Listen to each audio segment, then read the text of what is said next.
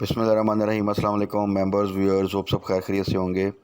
आज वीकेंड की वीडियो में जी हस्बे मामूल जो स्टॉक्स हमने रिसेंटली ऐड किए थे और कुछ स्टॉक्स जो पहले से हम टारगेट कर रहे हैं उनको थोड़ा सा डिस्कस कर लेते हैं डिटेल में। दूसरा, मार्केट के हवाले से कल का दिन बहुत इंपॉर्टेंट है और ख़ास तौर पे ये वीक ही इंपॉर्टेंट है, लेकिन उस सारे वीक का जो इम्पेक्ट है वो कल का दिन जो सा है, ख़ास तौर पे जो बाई इलेक्शन है इसका रिज़ल्ट क्या आता है, उसके बाद क्या पॉलिटिकल साइड पे सिनेरियो डेवलप होता है, वो बड़ा एक इम्पॉर्टेंट फैक्टर है इस वक्त। इकनॉमिकली तो चीज़ें कुछ बेहतर जो सा है वो अल्लाह का शुक्र है कि नज़र आ रही हैं। तो ये थोड़ा सा डिस्कस कर लेते हैं कि इस वीक में हमारी स्ट्रेटजी क्या होनी चाहिए, स्पेसिफिकली कल के लिए क्या स्ट्रेटजी होनी चाहिए। दूसरा ये कि रिज़ल्ट सीज़न आ रहा है, बहुत से स्टॉक्स बहुत ही अच्छे रेट्स पर हैं और ये रिसेंटली आपने देखा होगा कि हमने टारगेट किया कुछ स्टॉक्स को और में माशाल्लाह बड़ा अच्छा गेन जो सा है वो मिला। तो एक्चुअली जो पाकिस्तान की स्टॉक मार्केट है ये थोड़ी सी वैसे भी डिफरेंट है, हम अंडर डेवलप कंट्री हैं अभी। अगर इसको आप जिस तरह टेक्निकल्स के ऊपर ज़्यादा फोकस करते हैं, न्यूयॉर्क स्टॉक मार्केट अगर होगी तो उसमें फंडामेंटल्स और उसके टेक्निकल्स, उनके जो रूल्स एंड रेगुलेशंस हैं, उनकी जो कंप्लाइंस का लेवल होगा वो बहुत ज़्यादा है as compare to Pakistan. Pakistan में इनसाइड ट्रेडिंग, मैनिपुलेशन, अभी एफएटीएफ की वजह से कुछ इन्वेस्टर्स के लिए तो काफ़ी ज़्यादा टाइट चीज़ें की गई, बट ओवरऑल अभी भी मैनिपुलेशन बहुत ज़्यादा होती है, प्लस न्यूज़ बेस्ड मार्केट है। तो यहाँ पे अगर आप सिर्फ टेक्निकल साइड को ही फोकस करते रहेंगे, टेक्निकल्स आर इम्पॉर्टेंट, बट यहाँ पर अगर आप ओवरऑल आप सिनेरियो देखें तो टेक्निकल्स बेसिकली एक अच्छी एक्सप्लेनेशन के लिए आप उसको कह सकते हैं कि आप उसको एक्सप्लेन कर सकते हैं सिचुएशन को। बट अगर आप देखें तो यहाँ पर ऐसे बहुत से स्टॉक्स हैं जो कि डिफ़ॉल्ट काउंटर में पड़े हैं, उनको अपर कैप लगते हैं, तो वहाँ पे तो किसी किस्म का टेक्निकल जो है वो काम नहीं करता। और जैसे ही उनमें एक आधा कैप लगता है तो साथ ही उनके ग्राफ्स जो से हैं वो ठीक हो जाते हैं। उसके बाद वहाँ पे हाई साइड पे लोग इसी चक्कर में एंट्री लेते हैं और उसके बाद पता चलता है कि वो फिर एक साल से जनाब नीचे आके आधे रेट पे जो है वो स्टक हो गए हैं। So technicals are important, but overall आपने देखना होता है कि जो हमारी पीएसएक्स है वो ज़्यादातर किस चीज़ पे बेस करती है और कंपनीज़ की जो मूवमेंट है वो क्या चीज़ों को इम्पोर्टेंस देती है। तो एक तो हमारी जो न्यूज़ बेस्ड मार्केट है वॉलेटाइल रहती है, वॉलेटिलिटी पॉलिटिकल साइड पे भी रहती है, इकोनॉमिक साइड पे भी रहती है, प्लस यहाँ पर प्राइस साइकिल्स हैं। अगर आप 10 साल के लिए किसी स्टॉक को उसकी प्राइस स्टडी करें तो बहुत से स्टॉक आपको नज़र आएंगे कि वो एक साइकिल को फॉलो करते हैं, बल्कि कुछ स्टॉक्स तो एक साल में अगर आप पिछला उसका 5-6 साल का डाटा देखें तो उनका हर साल तकरीबन एक जैसा लो लगता है और तकरीबन आप कह लें कि 10-15% के डिफरेंस से एक जैसा हाई लगता है।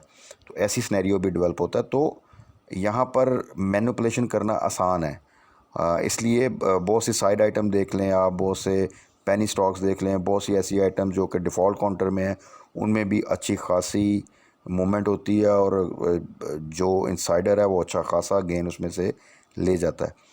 सो इस पूरे सिनेरियो में ना तो कभी आपने किसी सिचुएशन में बहुत ज़्यादा ओवर एक्साइटेड होना है कि अब शायद मार्केट जो सा है वो 70,000 क्रॉस कर जाएगी तो आप हाई साइड पे जाके चीज़ें ले लें, और ना कभी इतना पैनिक में आना है कि शायद ये मार्केट जो सी है बंद हो जाएगी। जबकि अनफॉर्चुनेटली हमारी मार्केट में रूमर्स ऐसे ही आती हैं कि मार्केट थोड़ा सा 1-2 हज़ार 3 हज़ार पॉइंट की जो सी है वो जब रिकवरी देती है तो 70,000 की बातें स्टार्ट हो जाती हैं, और जब वो 2-3 हज़ार पॉइंट की जो सा नेगेटिव जाती है तो तब मार्केट में कोई 32,000 का इंडेक्स और 35,000 के इंडेक्स की बात स्टार्ट हो जाती है।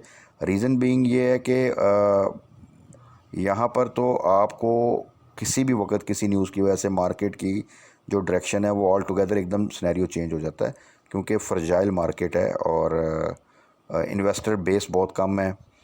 ऊपर से पॉलिटिकल साइड, इकोनॉमिक साइड पे चीज़ें जो सी हैं वो अनस्टेबल हैं। कोई लॉन्ग टर्म इकोनॉमिक प्लान नहीं है उस तरह जिस पे इम्प्लीमेंट किया जाए कि चाहे गवर्नमेंट कोई भी आए, पॉलिटिकल साइड पे कोई भी मसला हो, इकोनॉमिक प्लान और आपकी जो इकोनॉमिक डिसीजंस हैं उनमें किसी किस्म की चेंज ना आए। तो ऐसा नहीं है, जिसकी वजह से ओवरऑल मार्केट में काफ़ी ज़्यादा वॉलेटिलिटी रहती है। तो उस पूरे सिनेरियो में आपका फोकस स्टॉक्स होना चाहिए, अच्छे स्टॉक्स जो कि बेहतरीन लो रेट पे मिल रहे हैं, जहाँ पर सब डर रहे हैं कि नहीं यार ये तो इस वक्त स्टॉक में से वो जी सट्टा ख़त्म हो गया, इन्वेस्टर भाग गया, ये हो गया, वही टाइम है जबकि वहाँ से जब वो मूव करते हैं तो उसके बाद वो एक अच्छा खासा गेन दे जाते हैं। और रिसेंटली अगर आप मिचल्स में देखें तो मिचल्स जब 72 के आसपास था, जब हमने उसको डिस्कस किया था तो उस पर बात हो रही थी जी ये तो जी 50 भी चला जाएगा नीचे और इसमें अब गेम ख़त्म हो गई है जी, इसका लॉस है, दिस एंड डैट। तो वहाँ से देखें कि जब बिल्कुल उसमें इन्वेस्टर निकल गया तो वहाँ से उसकी मूवमेंट आप देख लें। और आज देख लें कि अगर देखें तो तकरीबन 122 को आई थिंक उसने टच किया है, और अगर आप 72 से देखें तो ये तकरीबन तकरीबन 50 पॉइंट का गेन बनता है, जो कि आप कह लें कि 70% से ज़्यादा का गेन। और ये विद इन 1 मंथ सारी जो सी है अगर आप देखें तो ये प्राइस एप्रिसिएशन है। इसी तरह बर्जर को देख लें कि बर्जर एक प्राइस पे लो साइड पे मूव करता रहा, उसके बाद देखें अभी एकदम उसने कैप लगा दिया अनएक्सपेक्टेड, और अब आप देखेंगे कि लोग जाके 90 के आसपास इसमें एंटर होंगे। तो यही स्नैरियो है जिसकी वजह से यहाँ पे मार्केट में जो एक्सपीरियंस्ड प्लेयर है वो किसी न किस तरह अपने आप को सेव भी कर लेता है। वो समझता है कि मार्केट एक्चुअली यहाँ पे बेस किन चीज़ों पे करती है और क्या स्ट्रेटजी हम करेंगे तो वो हमें फ़ायदा होगा। और जो जिनका थोड़ा सा एक्सपीरियंस कम होता है वो ओवर एक्साइटमेंट में या ओवर पैनिक में हमेशा जो है वो गलत सीन कर बैठते हैं, तो जिसकी वजह से लॉस स्टॉक मार्केट में होता है। प्लस एक तो ये फैक्टर, दूसरा फैक्टर ये है कि अनएक्सपेक्टेड इवेंट बहुत ज़्यादा होते हैं पीएसएक्स में। तो इसके लिए हमेशा अगर आप थोड़ा सा कैश इन हैंड रखें, फुल इन्वेस्टमेंट ना करें, और स्टॉप लॉस इम्प्लीमेंट करना बहुत ज़रूरी है हमारी मार्केट में। क्यों कि कुछ इवेंट्स यहाँ पे ऐसे भी होते हैं जो कि कोई भी एक्सपेक्ट नहीं करता, और फ्राम नो वेयर कोई न्यूज़ ऐसी आ जाती है जिसकी वजह से मार्केट जो सा है वो सडन ड्रॉप कर जाती है। तो ऐसी सिचुएशन में भी हमें फिर स्टॉप लॉस जो सा होता है वो एक ऐसा सेफ एंड होता है जो कि हमें किसी हद तक जो सा है बुरी सिचुएशन में जाने से बचा देता है। तो ये स्ट्रेटजी अगर आप रखेंगे तो इंशाल्लाह ताला आगे आप फ़ायदा होगा। इवन वारेन बुफे का मैंने कोट भी लगाया हुआ है कि मार्केट को प्रेडिक्ट करना कि कल मार्केट 500 पॉइंट ऊपर जाएगी या कल मार्केट 500 पॉइंट नीचे जाएगी, ये एक हद तक इम्पैक्ट तो डालता है। बट अगर आप समझें तो अगर आप देखें तो बहुत सी दफ़ा मार्केट अभी ये 274 पॉइंट नेगेटिव क्लोजिंग दी है मार्केट ने फ्राइडे को, बट बहुत से स्टॉक्स आपने देखे होंगे अपर कैप है। इसी तरह कई दफ़ा मार्केट 500 पॉइंट प्लस होती है, बहुत से स्टॉक जो से हैं वो आपके नेगेटिव क्लोजिंग देते हैं। सो मार्केट का इम्पैक्ट डेफिनेटली होता है, बट ज़्यादा फोकस आपने अपने स्टॉक्स को रखना है, तो फिर आप जो है हमेशा फ़ायदा लेंगे। और हमेशा अच्छे से अच्छा स्टॉक भी अगर आप हाई साइड पे बाय करेंगे तो ज़्यादा चांसेस है कि आप स्टक होंगे, और एक नॉर्मल स्टॉक जो है आप वो लो साइड पे बाय करेंगे तो वो शायद आपको एक ब्लू चिप से भी ज़्यादा अच्छा जो है प्रॉफिट दे जाएगा। तो यही स्ट्रेटजी है जो आपको पीएसएक्स में ख़ास तौर पे बहुत ज़्यादा बेनिफिट दे जाएगी। हाँ, किसी डेवलप कंट्री में अगर हम देखें तो वहाँ पे शायद थोड़ा सा सिनेरियो डिफरेंट हो, वहाँ पे टेक्निकल्स को फॉलो करने का शायद ज़्यादा आपको अच्छा इम्पैक्ट जो सा मिल जाए। तो पाकिस्तान में आप हमेशा स्टॉक की प्राइस को फोकस करें, उसकी हिस्टोरिकल प्राइस साइकिल को देखें, उसकी प्रीवियस ईपीएस को देखें, वो कौन सा क्वार्टर के रिज़ल्ट्स आ रहे हैं, उसमें क्या वो पे आउट देता है नहीं देता। इस चीज़ को देख के अगर आप उसमें एंट्री लेंगे तो इंशाल्लाह ताला अच्छा फ़ायदा होगा। तो कल के लिए भी देखें, ये अब जो इलेक्शन है आप सबको पता है कि इसमें रिज़ल्ट क्या आता है, और उस रिज़ल्ट की वजह से आपकी पूरी पंजाब की जो पॉलिटिक्स है वो इस पर डिपेंड करती है। इसलिए इस लिहाज से बहुत इंपॉर्टेंट है कि वो रिज़ल्ट क्या आता है और उसके बाद पॉलिटिकल साइड पे क्या सिनेरियो डेवलप होता है। तो वो जितना हम स्टेबिलिटी की तरफ जाएंगे तो चीज़ें इंशाल्लाह ताला बेहतरी की तरफ जाएंगी, अगर अनस्टेबिलिटी की तरफ जाएंगे तो फिर एक वॉलेटाइल सिचुएशन आ सकती है। तो कल का दिन इसलिए बहुत इंपॉर्टेंट है क्योंकि इस रिज़ल्ट के ऊपर फिर अगला पूरा वीक और आने वाले शायद चंद जो वीक हैं वो डिपेंड करते हैं। इकोनॉमिक साइड का जो एक क्राइसिस रहा वो काफ़ी हद तक जो है वो अब क्लियर हो चुका है, बट खुदा न खास्ता अगर अब पॉलिटिकल साइड पे कोई क्राइसिस स्टार्ट हो गया तो वो फिर एक डेंट जो है हमारी मार्केट को डालेगा। तो बाकी इंशाल्लाह ताला क्राइसिस में भी आप देखें बहुत सी अपॉर्चुनिटीज़ ऐसी आती हैं जो आपको अच्छा बेनिफिट दे जाती हैं व्हाट्सोएवर मार्केट की सिचुएशन। और यही आप देखें तो पिछले माह जो से हैं, बल्कि अब तो आप देखें तो पूरे साल से ही शदीद वॉलेटिलिटी रह रही है। तो उसमें भी देखें कि बहुत से स्टॉक्स कई दफ़ा ऐसी रैलीज़ आपको मिल जाती हैं, ऐसी स्विंग ट्रेड मिल जाती हैं जो कि अच्छा खासा आपको फ़ायदा दे जाती हैं। तो यही स्ट्रेटजी आई थिंक सबसे बेहतर है जब तक कि मार्केट एक सस्टेनेबल रैली नहीं बनाती। और अभी हमारा फोकस वो स्टॉक्स होने चाहिए जो कि बड़ी लो प्राइस के पास हैं, 1 ईयर लो के पास हैं, 3 ईयर लो के पास हैं, जून क्लोजिंग में अच्छे रिजल्ट एक्सपेक्टेड हैं या अच्छा पे आउट एक्सपेक्टेड है, तो ये तो बेस्ट चांस है कि आप उसमें एंट्री लें। थोड़ा सा वेट करें तो अच्छा फ़ायदा जो है मिल सकता है। तो अब थोड़ा सा स्टॉक्स को डिस्कस कर लेते हैं स्पेसिफिकली। कल के लिए हमारी उनमें क्या स्ट्रेटजी होनी चाहिए और उनके टारगेट्स क्या हैं, कहाँ पर प्रॉफिट टेकिंग करना बनता है, कहाँ पे कुछ में हमें प्रॉफिट टेकिंग कर लेनी चाहिए या स्टॉप लॉस लगाना चाहिए, कहाँ कुछ स्टॉक्स में हमें एवरेज करना चाहिए या बाय करना चाहिए। उसमें सबसे पहले आ जाए मिचेल्स। मिचेल्स माशाल्लाह अभी जैसा मैंने बताया था कि ऑलरेडी अच्छा खासा गेन हमें दे चुका है। अब इस लेवल पे भी कुछ दोस्त पूछते हैं कि क्या एंट्री बनती है, तो देखें रिस्क है। यानी एक स्टॉक जब ऑलरेडी 50 पॉइंट गेन कर चुका है तो दो केस में अगेन अभी फर्दर भी आप कह सकते हैं कि चांसेस हैं रैली के, लेकिन डेफिनेटली रिस्क फैक्टर ज़्यादा हो जाता है। सो और बहुत से स्टॉक्स हैं जिनमें अभी रैली ड्यू है और रैली बन सकती है, तो बेहतर है कि आप वहाँ पे फोकस करें। अगर यहाँ पे करना भी तो बहुत थोड़ी सी इन्वेस्टमेंट, वो भी डिप पे बाय करके आप स्टॉप लॉस के साथ एंट्री ले सकते हैं। अदरवाइज़ जिन दोस्तों के पास अभी है वो स्टॉप लॉस अपना जो है ना वो तकरीबन 115 पे रखें और इसको होल्ड करें, तो इंशाअल्लाह ताला आने वाले दिनों में मज़ीद भी बेहतरी आ सकती है। और अगर किसी वजह से डिप लेता है तो आप एक हैंडसम प्रॉफिट के साथ उसमें से एग्ज़िट लेंगे। इसके बाद आ जाए नेशनल फूड्स। नेशनल फूड्स अभी स्टिल उन प्राइसेस पे है और ये अपॉर्चुनिटी है, इसमें भी किसी टाइम आप देखेंगे कि रैली स्टार्ट हो जाएगी। सो नेशनल फूड्स को आप कंसिडर कर सकते हैं और आप इजीली इसमें भी तकरीबन 40 रुपीज़ का गेन आप टारगेट कर लें। यानी यहाँ से आप 180 प्लस इवन 200 तक, 180 टू 200 के दरमियान आप इसको टारगेट करके वहाँ पे प्रॉफिट टेकिंग कर सकते हैं। तो आप देख लें कि यहाँ से एक अच्छी खासी परसेंटेज का आपको गेन मिल जाएगा और होल्डिंग आपकी सिर्फ 1 से 2 माह की होल्डिंग की ज़रूरत है, तो किसी भी टाइम आप इसमें एक रैली देख सकते हैं। नेक्स्ट है जी बर्जर। बर्जर भी माशाल्लाह हमने तकरीबन 72 के आसपास इसकी बाय कॉल दी और फिर उसमें स्लोली पहले 1 आध रुपये का गेन किया। ये 76 पे आया तो मैंने अगेन इसको मेंशन किया अपनी लास्ट वीक की वीडियो में कि इसमें आप एंट्री ज़रूर लें। किसी टाइम भी इसमें रैली स्टार्ट हो सकती है। और उसके बाद देखें नेक्स्ट डे ही माशाल्लाह इसने कैप कर दिया और अब ये देखें 80 क्रॉस करके चला गया। साइड आइटम है, बहुत ज़्यादा चांसेस अगर मार्केट ने थोड़ा सा भी कल सपोर्ट किया तो ये अगेन कैप होगा।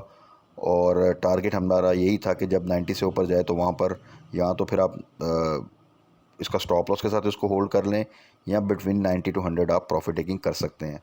तो in a very short period of time एक अच्छा गेन आपको बर्जर जोन्स है वो दे जाएगा। इसके बाद आ जाएँ जी IDYM। IDYM भी मैं कब से, जब से ये 120, 115, 130 के दरमियान चल रहा है, तो वो ये तमाम प्राइसेस अच्छी प्राइसेस हैं, जितना नीचे मिल जाए उतना बेहतर है। तो इसको मैं बता रहा हूँ कि इसको आप होल्ड करें और अपने पोर्टफोलियो में रख लें फॉर एटलीस्ट 1 ईयर, तो इंशाल्लाह ताला आपको अच्छा खासा गेन मिल सकता है। किसी भी टाइम कोई अनएक्सपेक्टेड पे आउट, रिज़ल्ट जो उसके ऑलरेडी बहुत आउटस्टैंडिंग आ रहे हैं, तो इसमें एक रैली बन सकती है और ईज़िली आपको 100 टू 150 पॉइंट्स का जो है वो गेन दे सकता है।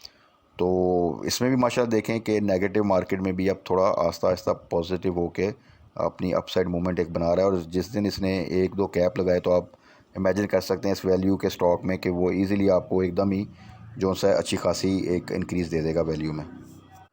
तो इंडस डाइंग को आप अभी भी कंसिडर कर सकते हैं अगर कोई एंट्री लेना चाहता है। थोड़ा सा ऊपर आ चुका है बट अगेन अभी भी ये प्राइस जो है कोई बहुत बुरी नहीं है। अगर आप थोड़ा सा इसको मीडियम टर्म के लिए होल्ड कर सकते हैं तो ये फर्दर भी आपको इंशाल्लाह ताला गेन दे जाएगा अच्छा। उसके बाद आ जाइए साज़गार इंजीनियरिंग। साज़गार इंजीनियरिंग भी देखें इस वक्त इसमें थोड़ा सा ये भी प्रेशर में है क्योंकि मार्केट ने भी नेगेटिव क्लोजिंग दी थी, but actually this is the right time. और इसकी जो आने वाले चंद महीनों में जो न्यूज़ आ रही हैं, इनका जो लोकल असेंबलिंग प्लांट जो है वो आपका जो है ऑलरेडी जो है वो इन ऑपरेशन आ चुका है, उसकी कमर्शियल प्रोडक्शन भी आगे स्टार्ट हो जाएगी। और अगर आप देखें तो 3 व्हीलर के साथ साथ आप 4 व्हीलर में भी इनकी सेल्स के डाटा में आप देखें तो इम्प्रूवमेंट आनी स्टार्ट हो गई है। तो actually this is the right time. किसी भी टाइम इसमें जब मूवमेंट स्टार्ट होगी तो यहाँ से मज़ीद नीचे जाने के चांसेस बहुत कम हैं और अपसाइड के चांसेस काफ़ी अच्छे हैं। तो साज़गार को भी आप कंसिडर कर सकते हैं। एक नॉर्मल वैल्यू का स्टॉक है और इसमें एक अच्छी परसेंटेज जो सी है वो आप इंशाल्लाह ताला वो गेन कर लेंगे। और अगर आप इसको थोड़ा सा होल्ड करें और अगर मार्केट एक सस्टेनेबल रैली बनाती है तो आने वाले चंद माह में ये ईज़िली आपको जो है वो 90 प्लस का टारगेट दे सकता है। इसी तरह डबल जीएल में देखें, अगर आप गनी ग्रुप को ओवरऑल देखें तो ये अपनी तकरीबन लो प्राइस के पास है। अब जो इनकी गनी आप GGL को देखें, गनी ग्लोबल होल्डिंग, तो ये अब 16 को बहुत मुश्किल से ब्रेक करता था और अब आहिस्ता आहिस्ता ही देखें 17 को क्रॉस कर गया है और स्लोली स्लोली अब कुछ जैसे मार्केट थोड़ा सपोर्ट करती है ये उसमें पॉइंट्स ऐड करता जा रहा है।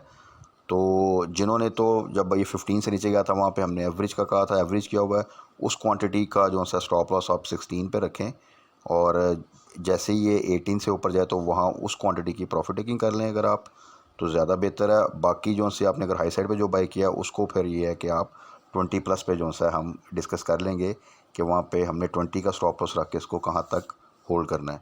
तो इस तरह ये होगा कि अगर आपकी 25 की भी बाइंग है तो आपने अगर 15 बिलो से एवरेज किया था जब कहा था, तो वहाँ से अगर आप देखें तो उसकी आप प्रॉफिट टेकिंग 18 के पास करते हैं तो आपकी एवरेज जो सी है वो काफ़ी बेहतर हो जाएगी। और जैसे ये 20 क्रॉस करेगा, 21 22 पे जाएगा तो आप ओवरऑल एक अच्छे प्रॉफिट में आ जाएंगे। इसके बाद आ जाएं जी नेट सोल अगेन माशाल्लाह, इसको भी हमेशा हमने, इसने स्विंग ट्रेड्स भी अच्छी दी हमें। 90 से नीचे बेस्ट बाय हमेशा होती है इसकी, वहाँ से हमेशा ये अपसाइड मूवमेंट बनाता है और अभी माशाल्लाह ये 100 की प्राइस को अच्छी तरीके से सस्टेन कर रहा है और आने वाले दिनों में मज़ीद इसमें अच्छी आप रैली देखेंगे। तो इस पूरे सिनेरियो में नेट सोल ऑलरेडी प्रॉफिट में है। 96 का स्टॉप लॉस रखें आप, जिन दोस्तों ने 90 बिलो बाय किया हुआ है, और इसको होल्ड करें और जब ये इस क्लोजिंग दे 105 से ऊपर तो फिर आप अपना स्टॉप लॉस जो है वो आगे उसको इंक्रीज़ कर दीजिएगा, 100 पे स्टॉप लॉस ले आइएगा। तो इंशाल्लाह ताला आने वाले दिनों में इसमें फ़र्दर जो सा है हम एक इम्प्रूवमेंट देखेंगे, गेन देखेंगे। तो जून क्लोजिंग रिज़ल्ट तक इसको अगर आप होल्ड करें तो इंशाल्लाह ताला मज़ीद आपको आगे से प्रॉफिट मिल सकता है। उसके बाद आ जाए जी वेंसियन अगेन बेस्ट प्राइस थी जब ये बिलो 60 गया, बिलो 70 सॉरी गया था एक दफ़ा, और वहाँ से फिर इसने जो सा है एक रैली बनाई और ये फिर जब थोड़ा सा इसको टाइम मिलता है तो 80 क्रॉस करता है और अगर फिर मार्केट थोड़ा सा वोल्टर है तो फिर थोड़ी सी इसमें करेक्शन आती है। बट अगेन आप देखें तो 80 बिलो भी ज़्यादा बेस्ट तो ये है कि 70 बिलो या 70 के आसपास बहुत अच्छी एंट्री बनती है। बट अगर आप थोड़ा सा होल्ड कर सकते हैं तो 80 बिलो भी even not a bad price. तो एवेंसियन में स्टिल अभी थोड़ा सा रूम है कि आप एंट्री ले सकते हैं, but with this thing in mind के थोड़ा बहुत अगर मार्केट डिप लेती है तो ये डिप ले सकता है, तो बेहतर है कि आप डिप का थोड़ा वेट कर लें और वहाँ पे इस पर एंट्री लें। उसके बाद टीआरजी का गेन आप देखें कि इस वक्त 80 को क्रॉस करता है और अगर मार्केट थोड़ा सा प्रेशर दे तो फिर ये 80 से नीचे आता है। 80 से नीचे इसकी अच्छी बाइंग रेंज है, स्पेसिफिकली जब ये 77 76 75 के पास होता है वहाँ से हमेशा ये बाउंस बैक करता है और अगर मार्केट थोड़ा सा मौका दे तो फिर ये 85 को क्रॉस करता है, अगर वॉलेटिलिटी रहे तो फिर ये थोड़ा सा उन्हीं प्राइस रेंज में मूव करता है। तो आने वाले दिनों में इसमें भी एक रैली बनेगी ज़रूर, लेकिन क्योंकि हाई वॉल्यूम स्टॉक था, बहुत ज़्यादा पब्लिक इसमें इन्वॉल्व थी, जिस तरह एक ज़माने में नेटसोल में बहुत ज़्यादा पब्लिक आ गई थी, ये तब 300 पे गया और लोगों ने 300 पे भी एंट्रियाँ ली थी इसमें, और आप देखें उसके बाद ये कहाँ पर आया। और अब जब के लोग सारे निकल गए तो यहाँ से फिर इसने एक बेहतर मूवमेंट बना ली। तो स्टॉक में हमेशा प्राइस जो सी है, कितनी अच्छी प्राइस पे आप एंटर हो रहे हैं वो बहुत मैटर करता है। तो टीआरजी नाउ अच्छी प्राइस पे जहाँ पे आप एवरेज कर सकते हैं। सेम विद टैली ने कई दफ़ा 20 को टच किया, 20 को क्रॉस भी किया और उसमें हमने अच्छी ट्रेड्स भी ली। ये 3-4 दफ़ा पिछले एक साल में इसने तकरीबन 11 को ब्रेक करके 10 पे आया, तकरीबन 9 के पास भी आया, वहाँ से फिर बाउंस बैक करके एक अच्छी रैली बनाई इसने और 20 के पास गया।